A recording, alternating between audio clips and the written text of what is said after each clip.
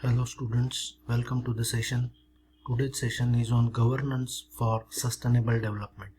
I am Mr. Manoj Mota, Department of Civil Engineering, Sharad Institute of Technology, College of Engineering.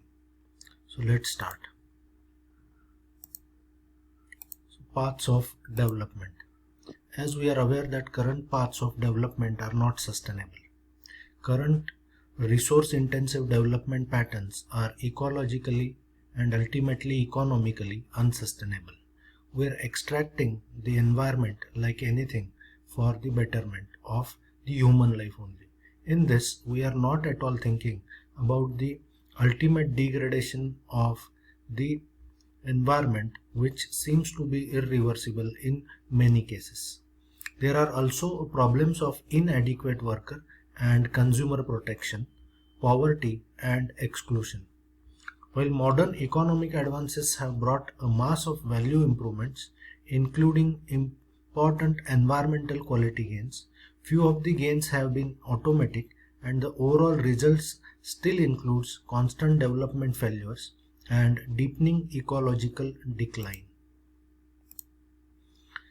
Sustainability is about protection and creation too. Sustainability is often seen as being about protection of amenities, including cultural diversity, but it is equally about continued advancement or creation, a better and more just world. Both the protection of amenities and creation of new and better services for more people require innovation in institutions of governance and socio-technical system. Requirements of sustainability. We all have studied the basics of sustainability, and the requirement of sustainable development or sustainability are multiple and interconnected. The main dimensions consist of maintaining the integrity of biophysical system, better services for more people, and freedom from hunger, annoyance, and deprivation. To do these, one may add choice, opportunity, and access to decision making, aspect of equality within and across generations. Sustainability is about intermediate and long-term integration, the pursuit of all the requirement of sustainability at once, seeking mutually supportive benefits. So to fulfill all these requirements of sustainability, what we need is a appropriate governance system which will maintain all these things appropriately and will take care of the correct path to be followed. It will guide and it even will be flexible enough to cope up with the expected changes time to time. Pursuit of sustainability hinges on integration. Because of the interconnections among its factors and purposes, sustainable development is essentially about the effective integration of social, economic, and ecological considerations at all scales, from local to global, over the long haul. Compromises and sacrifices in all these sustainability development are unavoidable. The objective is to identify the tangled importance of social, economical, and ecological imperatives and to find a way of contributing to all of them. So, pillars of sustainable development. As oftenly said, the sustainable development has got three basic pillars: social, economic, and ecological. But to the real sense, it even is resting on another two important aspects, that is the culture and politics. So these are recognized as an additional distinct categories. As we are thinking, the society is largely driven by its sense of culture followed, and the important economic as well as ecological affecting decisions are affected by the politics of that particular state or a region as such. So these even too are the important aspects of sustainable development, and by so many researchers have been recognized as the pillars of sustainability. So the governance, what is governance? Good governance is characterized by predictable and open, enlightened policy making, a bureaucracy filled with a professional philosophy acting in the promotion of a public good, the rule of law, transparent processes, and the strong civil society participating in public affairs. This is the definition given by the World Bank. So good governance is at the heart of any successful dealing. It is vital for a company, organization, or a nation or a state to achieve its objective and drive improvement, as well as maintain legal and ethical standing in the eyes of all stakeholders. Governance is not simply a concern for any nation, business, or organization of any shape or size. It is a basic requirement for the sustainable development. Governance involves interaction between the formal institutions and those in civil society. Governance refers to a process whereby the element in society exercise power, authority, and influence and enact policies and decisions concerning public life and social upliftment. So governance therefore go beyond the collective meaning of the related concepts like state, government, regime, or good government as such. So governance is something what needs to be percolated through the every layers of society, in the every part of society, if we expect the sustainable development to be a achievable goal in coming future. Many of the element and principle underlying a heading of good government have become an integral part of the meaning of governance. So the good government is a part of governance. So any good governance has different elements which are deciding its appropriateness. The good governance should have these following 8 elements or 8 characteristics.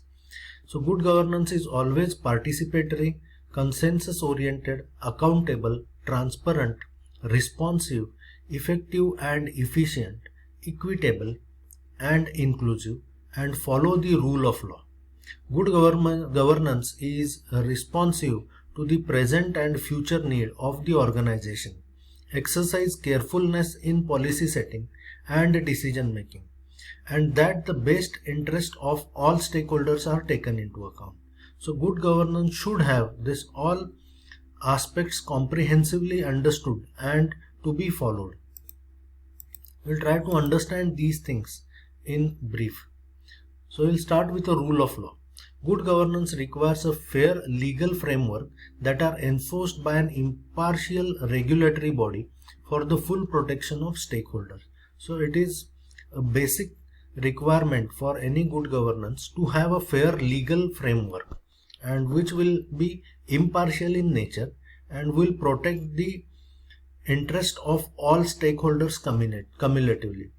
Second is transparency. Transparency means that information should be provided in easily understandable forms and media, that it should be freely available and directly accessible to those who will be affected by governance policies and practices. Third is responsiveness. Good governance requires that organizations and their processes are designed to serve the best interest of stakeholders within a reasonable time frame. So it should be responsive. It should respond all the expected changes and should proactive to incorporate all the needs from the point of view of all stakeholders involved. Consent oriented. Good governance requires consultation to understand the different interests of stakeholders in order to reach a broad consensus of what is in the best interest of the entire stakeholder group and how this can be achieved in a sustainable and prudent manner. Next is equity and inclusiveness. The organization that provides the opportunity for its stakeholder to maintain, enhance and generally improve their well-being provides the most compelling message regarding its reason for existence and value to society. So it should be inclusive. It should treat all stakeholders equally, and it should allow the all stakeholders to include in every decision they are taking. Effectiveness and efficiency. Good governance means that the processes implemented by the organization to produce favorable results meet the needs of its stakeholders while making the best use of resources. The resources can be human, technological, financial, natural and environmental at its disposal. Accountability. Accountability is a key tenet of a good governance. Who is accountable for what should be documented in policy statement? In general, an organization is accountable to those who will be affected by its decisions or actions as well as the applicable rules of law. And last is participation. Participation by both men and women. There should not be any discrepancy about the participation of men and women. There should not be any gender biased things included, either directly or through legitimate responsiveness is a key cornerstone of a good governance. Participation needs to be informed and organized, including freedom of expression and assiduous concern for the best interest of the organization and society in general. Governance for sustainability. So better governance is a prerequisite for the steps towards sustainability. Much is expected from a good governance. Rather, we cannot achieve any sustainable goals without the appropriate governance. Good governance consists of openness, participation, accountability, effective coherence, efficiency, and greater sensitivity to the immediate context that is promised by the subsidiaries. For sustainability, other requirements includes means of internalizing external cost and ensuring integration of policy considerations, evaluation of options and dealing with trade-offs.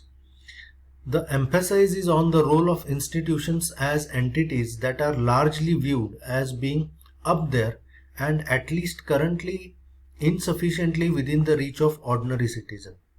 It is concerned primarily with minimizing bureaucratization and hierarchy. For all this, we need a very good proactive governance as such. The key features of governance for the sustainability. The first is policy integration. Whenever policies have been determined by any governing systems as such, they should integrate the policies in the interest of all stakeholders, including the ecology being one of the major stakeholder, common objectives, criteria, trade-off rules and indicators. They should have shared sustainability objectives, sustainability based criteria for planning and approval of significant undertakings, specified rules for making trade-off and compromises, information and incentives for practical implementation, program for system innovation.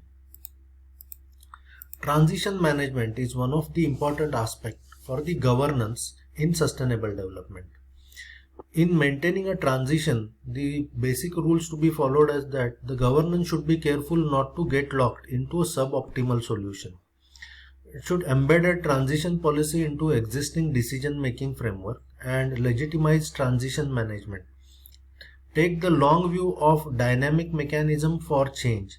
Engage in multi-level coordination.